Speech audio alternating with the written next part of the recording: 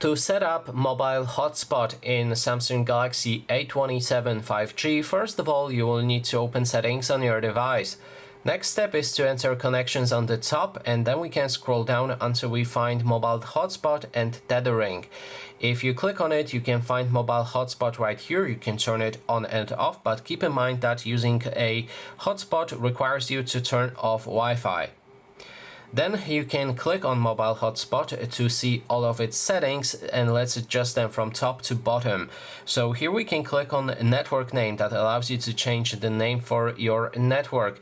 It will basically change how everybody else will be able to see this hotspot that you're creating. So choose whichever name you like, and then you can go into the password. If you want to use password, then make sure that security is selected to any WPA protocol, or if you want to disable password, click on open.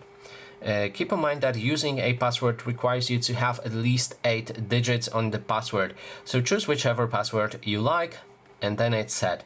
You can also go for a band that allows you to change it between 2.4G or 5G. Difference is 2.4 is more compatible. If there's a device that has a problem connecting with your hotspot, make sure that you select 2.4. If there's no problem, you can use 5G, which is quite a bit faster than 2.4. It will just make your internet hotspot faster on other devices, but it's only available on devices that are new. I mean, the devices that support 5G as well, basically. So choose whichever option you like, depending on the compatibility.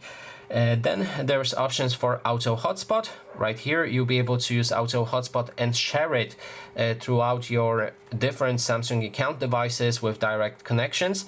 You can turn this on if you have a Samsung account logged in and there's other Samsung devices trying to connect. If not, then this option is pointless. There's one-time password as well. If you enable it, you will see one-time password right here that you can reset, and you can just reset it each time, and it will set this specific one-time password for each person that will try to connect with your hotspot.